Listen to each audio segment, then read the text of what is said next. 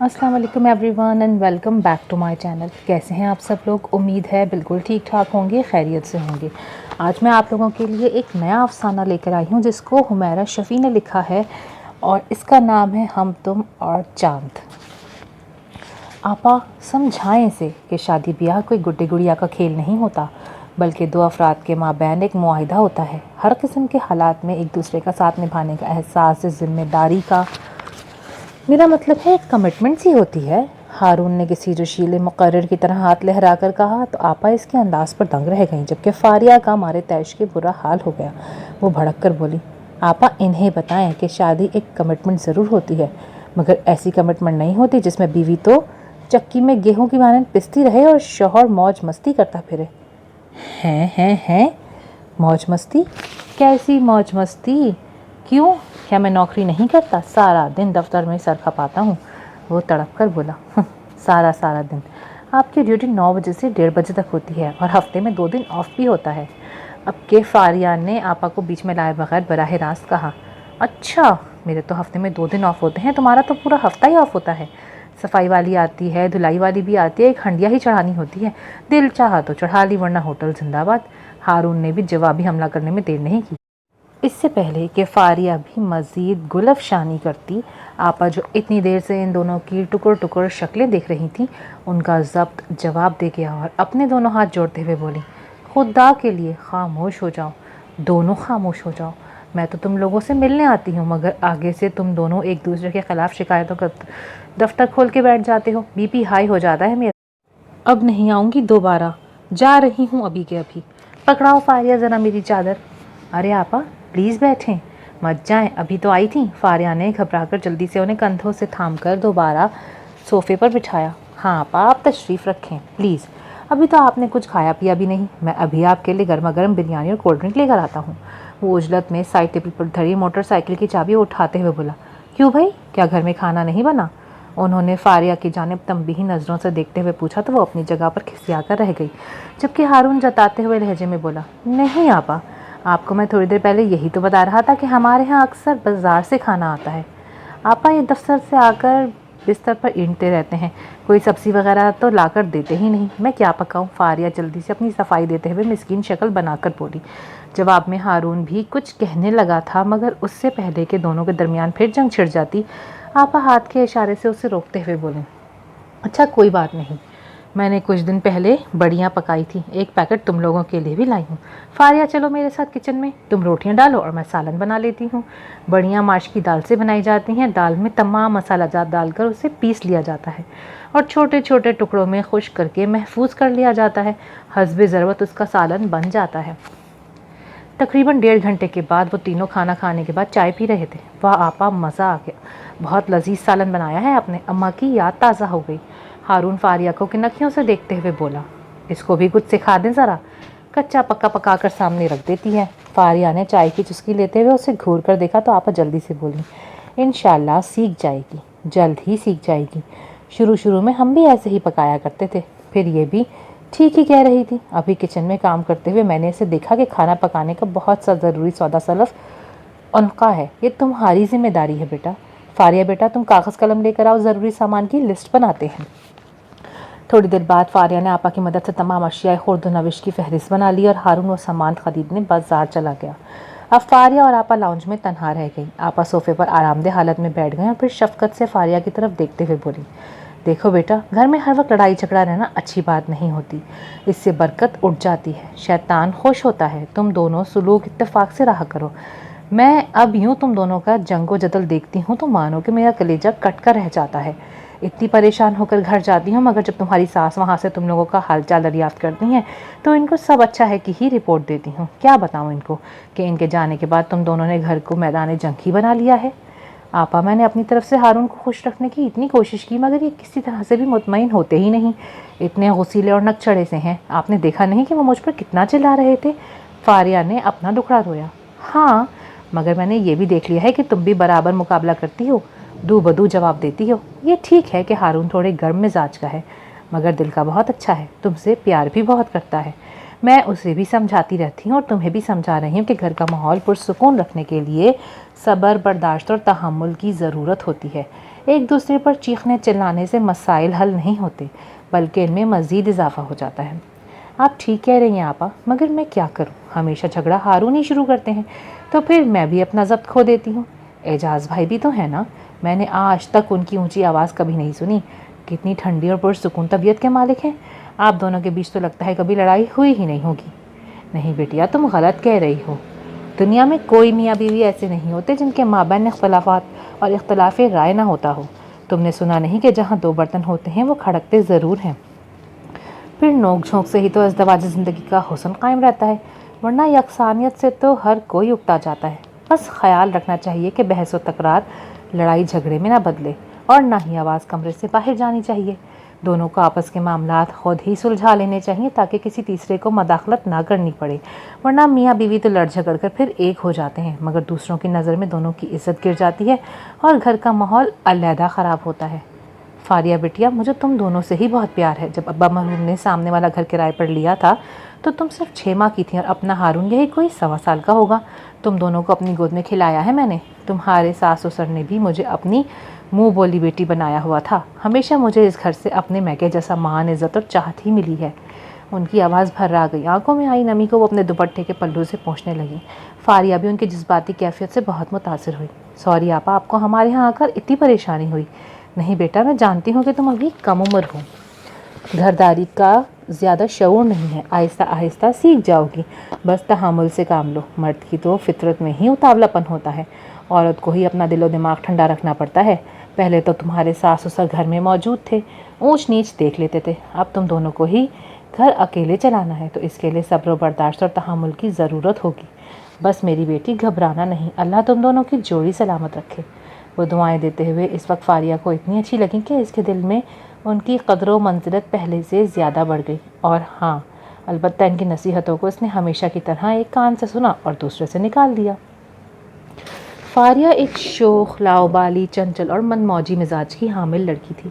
پڑھائی لکھائی سے جو وقت بچتا وہ سارا کھیل کود اور موج مستی میں گزر جاتا۔ ماں نے بہتیری کوشش کی مگر فاریہ بیوی نے گھرداری کی الف بے تک نہ سیکھ کر دی۔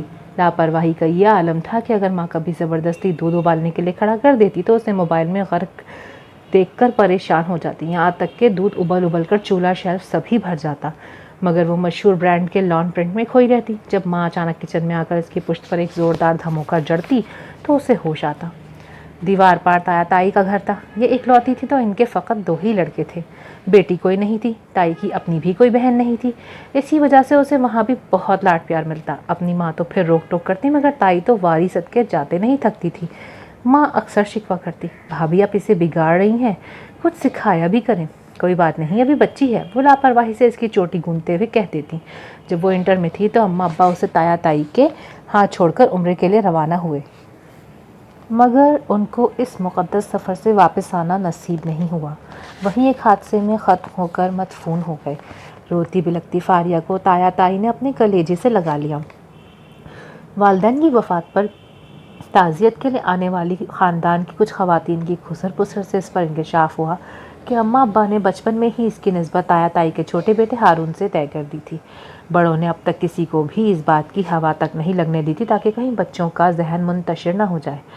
وہ اور ہارون ایک دوسرے کے آنگن میں ہی کھیل کود کر جوان ہوئے تھے، بہت پرانی انسیت بھی تھی جو حسین رشتے کا ادراک ہونے پر پسندیدگی اور الفت میں ڈھل گئی۔ تایا تائی دونوں جہاں دیدہ اور زیرک تھے، اگرچہ فاریہ ان کی سگی بھتیجی تھی مگر وہ جوان بچوں کو یوں چھت تلے ایک ساتھ رہنا زیادہ مناسب معلوم نہیں کرتے تھے، اسی لیے انہوں نے معاملہ فہمی کا ثبوت دیتے ہوئے جب فاریہ ابھی گریجویشن ہی کر رہی تھی اور ہارون بھی زیر تعلیم تھا تو دونوں کی شادی کر دی۔ ان کا بڑا بیٹا شرجیل پہلے ہی شادی شدہ تھا اور بیوی بچوں کے ہمراہ شارجہ میں مقیم تھا۔ جب فاریہ کی شادی ہو رہی تھی تو اس کی ایک سہیلی بڑی دور کی کوڑی لائی۔ اس نے چپکے سے اس کے کان میں یہ بات ڈال دی کہ اب اسے سنبھل کر چلنا چاہیے کیونکہ خالہ، ممانی، پھوپھی، تائی وغیرہ جیسے رشتے جب ساس کا روپ دھار لیتے ہیں تو پھر وہ پچھلا لاڈ پیار کہیں اڑن چھو ہو جاتا ہے۔ اس کا تو کوئی میکا بھی نہیں، اسی لیے وہ بہت ڈری ہوئی تھی، مگر شادی کے بعد تمام خدشات بے بنیاد ثابت ہوئے۔ تایا تائی کی پذیرائی میں کوئی کمی نہیں آئی، سارا گھر گھرستی تائی چلا رہی تھی، اس پر کوئی خاص ذمہ داری نہیں ڈالی گئی۔ وہ پہلے کی طرح ہی دل چاہا تو کپڑے استری کر دیتی، کبھی شام کی روٹیاں ڈال دیتی۔ ہاں البتہ اب وہ اسے سنجیدگی سے کھانا پکانا اور امور خانہ داری سکھانے کی کوشش کر رہی تھی، مگر وہ اس قدر سست تھی کہ کبھی کبھار وہ بھی مشکل میں ہی پڑ جاتی۔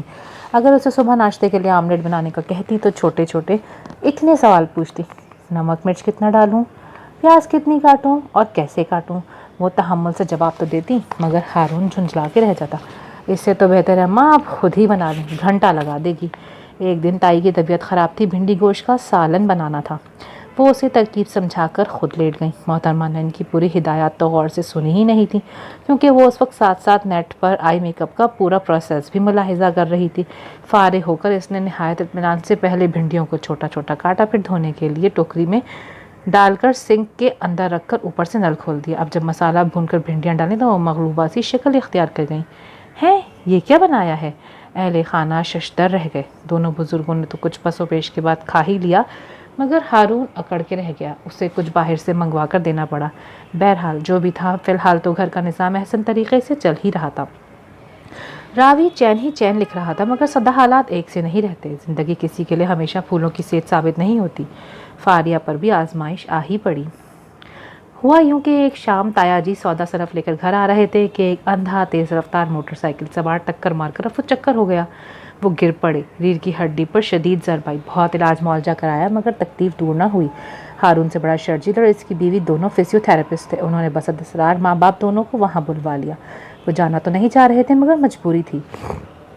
جاتے وقت آئی اماں نے اپنی تشویش کا اظہار آپا سے بھی کیا: بلکیس، فاریہ اور ہارون دونوں کم عمر ہیں، گھر کا نظام سنبھالنے کی اہل نہیں، میرے ہوتے آپس میں الجھ پڑتے ہیں، بعد میں نہ جانے کیا ہوگا۔ باجی، بھائی صاحب کی دیکھ بھال کے لیے آپ کا جانا بہت ضروری ہے، آپ ان دونوں کی فکر نہ کریں، میں وقتاً فوقتاً چکر لگاتی رہوں گی، پکانے ریندنے میں بھی فاریہ کی مدد کروا دیا کروں گی۔ دونوں بڑوں کے جانے کے بعد نئے نویلے جوڑے پر گھر بار کی تمام ذمہ داری آ پڑی تو وہ دونوں ہی بوکھلا گئے۔ اگر فاریہ اندرونی گھریلو کام سے آزاد تھی تو ہارون پر بھی بیرونی کام کاج کا کوئی بوجھ نہیں تھا۔ اس کے والد صاحب ہی بل وغیرہ جمع کراتے، سودا سلف لے کر آتے اور گھر کی ٹوٹی ہوئی چھوٹی موٹی چیزوں کو بھی مرمت وہی کرتے۔ وہ پہلے زیر تعلیم تھا، اب اس کی نئی نئی نوکری لگی تھی، کچھ وہ فطری طور پر نازک مزاج بھی واقع ہوا تھا۔ فاریہ اگر کچھ بھول جاتی تو دوبارہ مارکیٹ جانا اسے عذاب لگتا تھا۔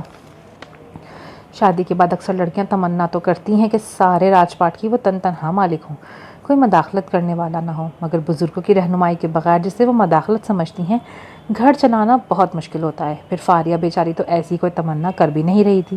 یہ سب تو حادثاتی طور پر ہوا تھا۔ پہلے تو اس کے دو ہی شوق تھے، نیٹ پر میک اپ کے نئے نئے انداز سیکھنا اور اپنے کپڑوں کی ڈیزائننگ وغیرہ کرنا، مگر اب عملی زندگی میں تو یہ شوق کم ہی کام آ رہے تھے۔ ہارون جیسے چٹورے شوہر کا دل و دماغ سب ہی میدے میں پڑے ہوئے تھے۔ کہنے کو تو دو ہی افراد تھے، دو افراد کا کام ہی کتنا ہوتا ہے، مگر حقیقت میں بہت بکھیڑے تھے بھائی۔ ڈبل سٹوری گھر تھا، کام والی کے پیچھے پھر پھر کر صفائی کروانی پڑتی تھی، وہ پھر کہیں نہ کہیں ڈنڈی مار جاتی۔ ہارون نے ڈھیر سارے طوطے چڑیاں وغیرہ پالے ہوئے تھے۔ اس کی غیر موجودگی میں تمام پنجروں کو صاف کروا کر دانہ ڈالنا، پانی ڈالنا، دھلائی وغیرہ ہوتی رہتی تھی۔ پھر کپڑے دھونے والی آ جاتی، مگر اسے بھی میلے کپڑوں کو الگ الگ ڈھیریاں بنا کر دینی پڑتی۔ ہارون کو تینوں وہ کچھ مختلف کھانے کے لیے چاہیے ہوتا۔ اب وہ اکیلی جان اور 100 دھندے، اکثر گڑبڑ ہو جاتی۔ وہ آفس سے آ کے پوچھتا: کہاں ہے اور کیا بنایا ہے؟ وہ کہتی: مونگ کی دال، ساتھ میں کیا ہے؟ روٹی ہے بھائی۔ وہ جواب دیتی تو وہ بدمزہ ہو جاتا۔ اماں تو 7 ابلے چاول، رائتا، سلاد اور 1-2 طرح کی چٹنیاں بھی بنا کر رکھتی تھی، مگر یہاں سامنے ملیدہ سی مونگ کی دال اور سادہ سی روٹی دل جلا دیتی۔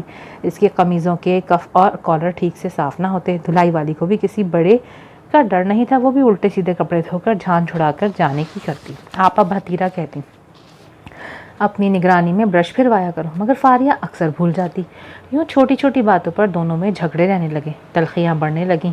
ہارون اکثر کھانا چھوڑ کر بگڑے تیوروں کے ساتھ گھر سے نکل جاتا۔ وہ آپا سے شکایت لگاتی، وہ دونوں کو سمجھاتی، ساتھ خود بھی حت المقدور مدد کروانے کی کوشش کرتی، مگر ان کا اپنا علیحدہ گھر بار تھا، اب وہ دونوں کے ساتھ مستقل تو رہ نہیں سکتی تھی۔ ہاں البتہ وہ ہارون کی نسبت فاریہ کو زیادہ سمجھاتی بجھاتی تو وہ سوچ میں پڑ جاتی۔ لاشعوری طور پر ہارون کا موازنہ آپا کے شوہر سے کرتی۔ جتنی ٹھنڈی میٹھی طبیعت کے مالک آپا خود تھیں، ان سے بھی زیادہ پرسکون شخصیت کے مالک ان کے میاں تھے، خاموش خاموش سے دھیما دھیما سا مسکرانے والے نرم خو اعجاز بھائی، جبکہ غصہ ور اور افراتفری مچانے والا ہارون۔ یوں ایک ایک کر کے 3 مہینے گزر گئے اور رمضان کا مقدس مہینہ آ گیا۔ رحمتوں، برکتوں اور فضیلتوں والا مقدس مہینہ سایہ فگن ہو رہا تھا۔ فاریہ پکی روزے دار تھی مگر ہارون کچھ آناکانی کر جایا کرتا۔ آپا نے فون کر کے فاریہ کو ضروری ہدایات دیں اور ساتھ ہی ملازم کے ہاتھوں ڈھیر سارے رول، سموسے اور کباب وغیرہ فریز کرنے کے لیے بھیج دیے تاکہ افطاری میں دونوں کے کام آ سکیں۔ فاریہ نے بھی ان کی ہدایت پر عمل پیرا ہوتے ہوئے پہلی سحری کے لیے دوپہر میں ہی آٹا گوندھ کر فریزر میں رکھ دیا تاکہ خراب نہ ہو جائے۔ ارادہ تھا کہ رات سوتے وقت نکال کر نیچے فریج میں رکھ دے گی۔ رات کو بھی ہارون سے کہا کہ 2 گھنٹے پہلے ہی کا الارم لگا دے تاکہ سکون سے سحری کر سکے۔ اب یا تو موبائل میں کوئی مسئلہ تھا یا پھر ہارون سے ہی غلطی ہو گئی۔ الارم سحری بند ہونے سے صرف 20 منٹ پہلے بجا۔ فاریہ نے دوڑ کر فریج کھولا۔ وہ آٹے کا پیالہ فریزر میں سے نکالنا بھول گئی تھی۔ اب وہ پتھر بنا پڑا تھا۔ ڈبل روٹی کے چند سلائس موجود تھے۔ دونوں نے لشتم پشتم روزہ رکھا۔ ناکافی کھانا کھایا تھا، اسی لیے سارا دن ناقاہت محسوس ہوتی رہی۔ فاریہ علیحدہ سے کچھ پکا بھی نہ سکی۔ آپا کے سموسے اور کباب ہی کام آئے۔ راشن بھی تقریباً ختم ہی تھا۔ اگلے دن اس نے لسٹ بنا کر دی مگر ہارون بستر سے ہلا تک نہیں۔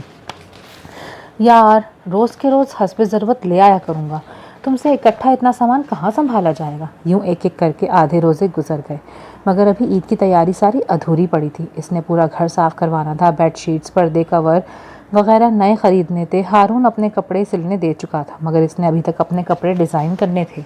وہ اس معاملے میں بھی بہت مشکل پسند واقع ہوئی تھی۔ اس دن وہ فون پر اپنی دوست کے ساتھ مصروف تھی جب ہارون عجلت میں اندر داخل ہوا۔ شاید وہ کچھ کہنا چاہ رہا تھا۔ اس نے ہاتھ کے اشارے سے بتایا کہ وہ ابھی ضروری بات کر رہی ہے۔ ہاں زارا، تم کیا بتا رہی تھی کہ آج کل سوئس لان کے سوٹ کے ساتھ شفون کا دوپٹہ فیشن میں ہے؟ ٹھیک ہے، میں بھی کل مارکیٹ جاؤں گی۔ اور کیا تمہاری 2-3 لپسٹکس ختم ہو گئی ہیں؟ ان کو پھینکنا پڑا؟ اچھا نہیں پھینکنا مت، میں تو ان کو مکس کر کے نیا شیڈ لگا دیتی ہوں جو کہیں سے بھی نہیں ملتا۔ بالکل نیا اور انوکھا شیڈ بنتا ہے، بس کسی سے ذکر نہ کرنا۔ یار میری تمام جینس کی پینٹس دھونے والی پڑی ہیں، میں کل دفتر کیا پہن کے جاؤں گا؟ ہارون مزید ضبط نہ کر سکا تو اس نے پھر فون بند کر کے تشویش سے اس کی طرف دیکھا۔ اچھا میں کچھ کرتی ہوں۔ دراصل کئی روز سے کپڑے دھونے والی آئی ہی نہیں تھی۔ اس نے اپنے تو 2-4 لان کے سوٹ دھو لیے تھے مگر ہارون کی بھاری بھرکم پینٹس دھونے کی ہمت نہیں تھی۔ مگر اب کچھ تو کرنا ہی تھا۔ ناچار اس نے واشنگ مشین کھینچی، پاؤ بھر سرف ڈالا اور کھونٹی سے لٹکتی 2 جینس کی پینٹیں بغیر سوچے سمجھے مشین میں جھونک دی۔ تھوڑی دیر کے بعد ان کو کھنگالنے بیٹھی تو ایک کی جیب کچھ بھاری لگی۔ ہاتھ میں دیکھا تو یہ کیا، ہارون کا موبائل برآمد ہوا۔ اف میرے خدایا، اس نے اپنا سر پیٹ لیا۔ وہ جیبیں چیک کرنا تو بھول ہی گئی تھی۔ ہارون کسی کام سے گیا تھا، جب اندر آیا تو وہ سامنے کھڑی سرف اور صابن سے نہلایا ہوا نیا نکور قیمتی موبائل ہاتھ میں تھامے گمسم کھڑی تھی۔ یہ کیا؟ وہ صدمے سے گنگ رہ گیا۔ سوری ہارون، یہ غلطی سے مشین میں۔ کیا احمق عورت، تم نے اس کو مشین میں ڈال دیا؟ اس کا سکتا ٹوٹا تو وہ پھٹ پڑا۔ پھوڑ، جاہل، گنوار۔ اس نے بہتیری معذرت کرنے کی کوشش کی مگر وہ کچھ بھی نہیں سن رہا تھا۔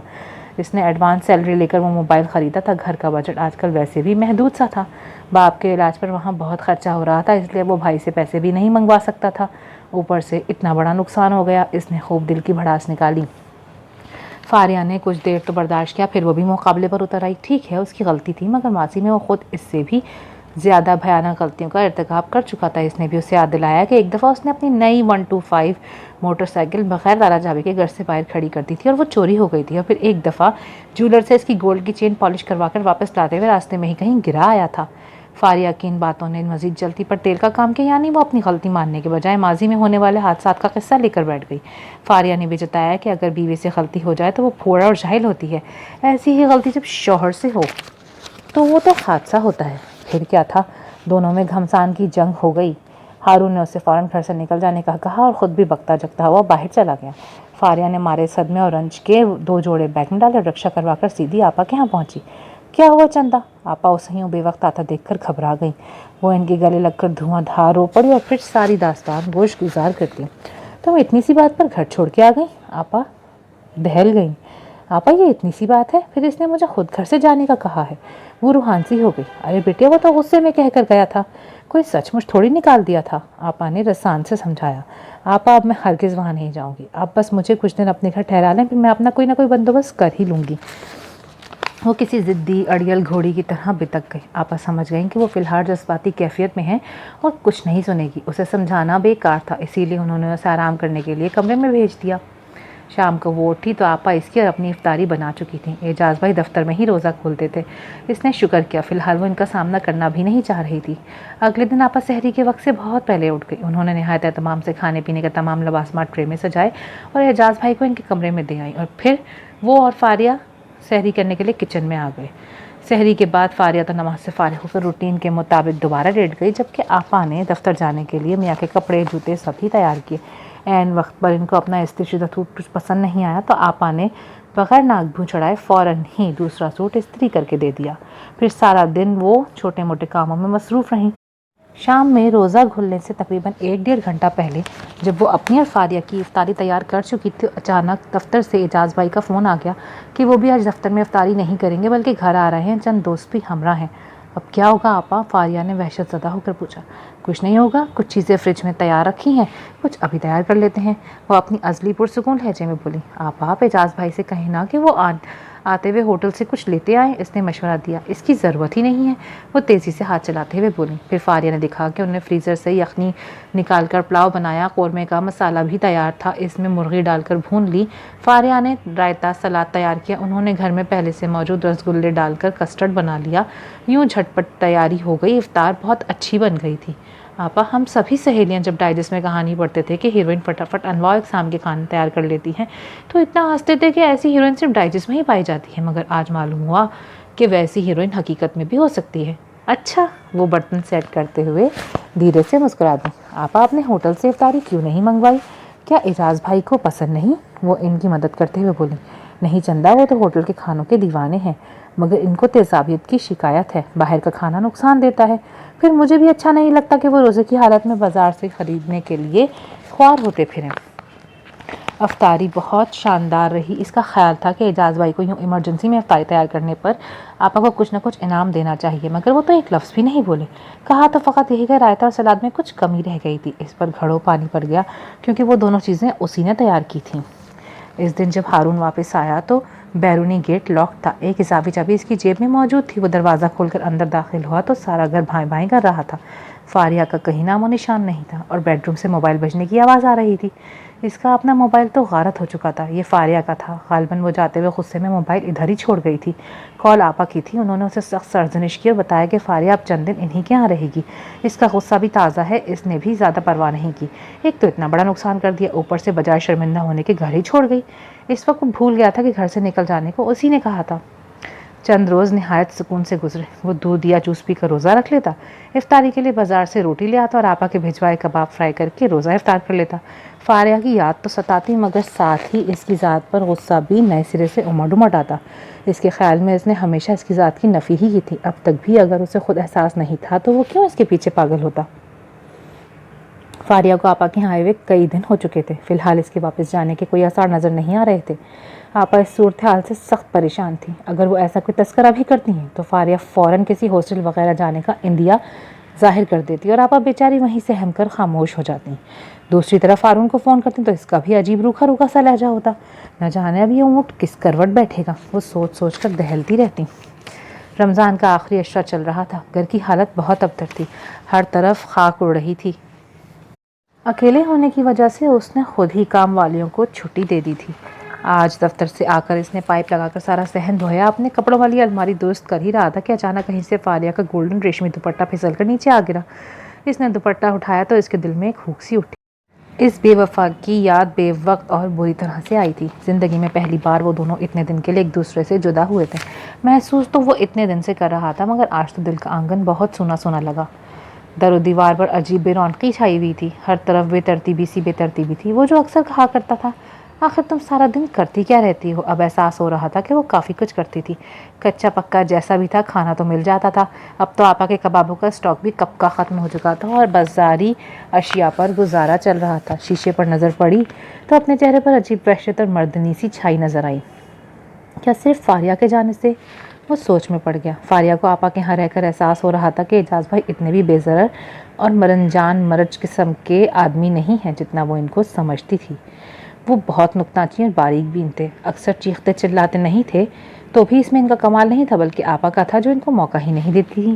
وہ اتنے کم وہ تھے کہ سارا دن بھی بمشکل چند الفاظ ہی بولتے ہوں گے۔ اگر آپا بن کہے ہی ان کی ہر ضرورت بھاپ لیتی تھی تو یہ ان کا ہی کمال تھا۔ وہ سوچتی کہ ایسے روبوٹ ٹائپ آدمی کے ساتھ گزارا کرنا بھی آپا کا ہی حوصلہ ہے۔ ایک دن وہ ان سے اظہار بھی کر بیٹھی، آپا میں تو سمجھتی تھی کہ آپ جنت میں رہ رہی ہیں۔ دیکھو چندہ، گھر جنت ہوتے نہیں ہیں، ان کو جنت بنانا پڑتا ہے اپنے حسن سلوک سے، صبر اور برداشت سے۔ وہ نرم لہجے میں سمجھاتی تو وہ نظریں چرا کر رہ جاتی۔ اب تو ماہ رمضان فقط چند روز کا ہی مہمان رہ گیا تھا۔ روزے داروں کی عبادت و اذکار میں اضافہ ہو چکا تھا۔ ہر کوئی اجر و ثواب سے اپنی جھولی بھر لینا چاہتا تھا۔ ملک بھر میں لاک ڈاؤن کی وجہ سے اس بار بھی عید الفطر سادگی سے منائی جا رہی تھی، مگر جو عید قریب آ رہی تھی، لوگوں کے جوش و خروش اور گہما گہمی میں اضافہ ہوتا جا رہا تھا۔ آپا نے فاریہ کو بھی عید کی شاپنگ کے لیے ساتھ لے جانا چاہا، مگر اس نے انکار کر دیا تو وہ میاں کے ساتھ مارکیٹ روانہ ہو گئی۔ ہمیشہ کی طرح اس بار بھی انہوں نے فاریہ کے علاوہ ہارون کے لیے بھی کپڑے جوتے خریدے۔ کافی دن سے اس کے ساتھ رابطہ ہی نہیں ہو رہا تھا۔ انہوں نے کئی بار کوشش کی مگر ہر بار فون بند ملا، ورنہ پہلے تو وہ فون کر کے خیریت معلوم کر ہی لیا کرتا تھا، مگر اب اتنے روز سے خاموشی تھی۔ انہوں نے گھبرا کر ملازم لڑکے کو گھر دوڑایا، وہاں بھی تالا لگا تھا۔ وہ سخت پریشان تھی۔ فاریہ اپنی جگہ چور سی بنی پھرتی تھی۔ اس کی شادی کی یہ پہلی عید تھی۔ اس کے حوالے سے نہ جانے کتنے خواب تھے، سب خاک میں مل گئے۔ اب تو اسے سراسر اپنا ہی قصور نظر آ رہا تھا۔ اگر اس دن وہ کھلے دل سے معافی مانگ لیتی تو شاید معاملہ اتنا نہ بگڑتا۔ اب ہارون نہ جانے کہاں چلا گیا، وہ اسے کہاں سے ڈھونڈے۔ اس کے سجدے طویل ہو گئے تھے۔ وہ اس کی خیریت کے لیے اللہ کے حضور دیر تک جھولی پھیلائے رکھتی۔ آخری روزہ افطار کرنے کے بعد جب عید کا چاند نظر آنے کا اعلان ہوا تو وہ دیر تک آپا کے گلے لگ کر روتی رہی۔ دونوں کی آنکھیں پرنم تھیں۔ وہ عشاء کی نماز ادا کرنے چھت پر چلی گئی اور آپا کچن میں صبح کے لیے شیر خورما بنانے کا سامان نکالنے لگی۔ وہ اپنے دھیان میں میوہ جات صاف کر رہی تھیں جب کسی کے قدموں کی ہلکی سی چاپ سنائی دی۔ انہوں نے پیچھے مڑ کر دیکھا اور ساکت رہ گئیں۔ ملگو جیسے سفید شلوار سوٹ میں سامنے ہارون کھڑا تھا۔ اس کے سر پر بھی سفید ٹوپی تھی۔ چھوٹی سی داڑھی کے ساتھ وہ بہت کمزور اور زرد سا دکھ رہا تھا۔ گلے میں گلاب کے پھولوں کا ایک ہار جھول رہا تھا۔ ہارون میرے بچے، وہ فرتے محبت سے اس سے لپٹ گئیں۔ کہاں چلے گئے تھے؟ وہ اس کے پشت پر ہاتھ پھیرتے ہوئے پیار سے بولی۔ آپا میں اعتکاف میں بیٹھ گیا تھا۔ وہ نظریں چرا کر دھیرے سے بولا۔ ماشاءاللہ ماشاءاللہ، مبارک ہو، مجھے تو بتا دیتے، میں اعجاز کو مسجد بھیج دیتی۔ ان کی خوشی کا ٹھکانہ ہی نہیں تھا۔ وہ چپ چاپ متلاشی نظروں سے سامنے آنگن میں دیکھتا رہا، مگر زبان سے کچھ نہیں بولا۔ وہ سمجھ گئی کہ وہ فاریہ کو ڈھونڈ رہا ہے، وہ اوپر نماز پڑھ رہی ہے۔ انہوں نے سیڑھیوں کی طرف اشارہ کیا تو وہ ہولے ہولے قدم اٹھاتا سیڑھیوں کی جانب بڑھ گیا۔ اوپر وسیع و عریض چھت کی داہنی دیوار سے لٹکتا بلب ہلکی زرد روشنی پھیلا رہا تھا۔ مشرق کی جانب کونے میں جائے نماز بچھائے فاریہ نماز کے بعد دعا مانگ رہی تھی۔ گلابی دوپٹے کے حالے میں اس کا چہرہ بہت کملایا ہوا سا دکھ رہا تھا۔ وہ آنکھیں بند کیے اپنے دونوں ہاتھ سامنے پھیلائے، نہ جانے اللہ سے کیا مانگ رہی تھی۔ بند آنکھوں سے موتیوں کے مانند آنسو نکل نکل کر گالوں کو بھگو رہے تھے۔ کافی دیر بعد اس نے اپنے چہرے پر ہاتھ پھیرے تو اچانک پیچھے سے آ کر کسی نے اس کے دونوں ہاتھوں کو نرمی سے اپنے ہاتھوں کی گرفت میں لے لیا۔ وہ کرنٹ کھا کر پلٹی تو سامنے زمین پر بیٹھے ہارون کو دیکھ کر گمسم رہ گئی۔ دونوں کے بیچ پراسرار سی خاموشی حائل تھی۔ فاریہ نظریں جھکائے ہوئے تھی اور وہ محویت سے اس کے چہرے کو دیکھ رہا تھا۔ سوری فاریہ، پھر اس کے منہ سے سرسراتی ہوئی آواز نکلی۔ سوری ہارون، وہ بھی سسک اٹھی۔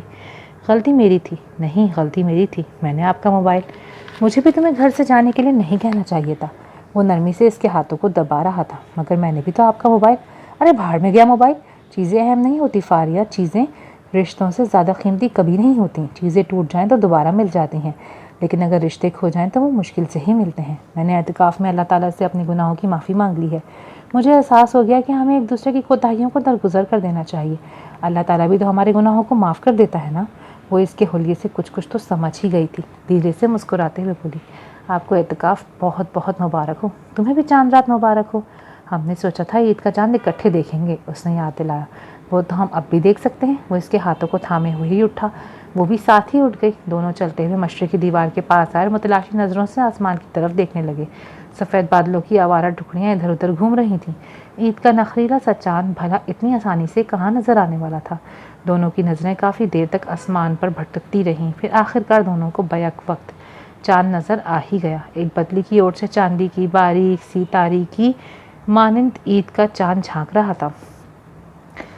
دونوں کے چہروں پر خوبصورت مسکراہٹ پھیل گئی اور چاند نے بھی دونوں سے شرما کر دوبارہ اسی بدلی کے پیچھے اپنا مکھڑا چھپا لیا۔ ختم شد۔ اگر آپ کو یہ افسانہ پسند آیا ہے اور اس افسانے کے لکھے جانے کا مقصد سمجھ آیا ہے، please do like, share and subscribe my channel. ملتے ہیں اگلی ویڈیو میں، تب تک کے لیے اللہ حافظ۔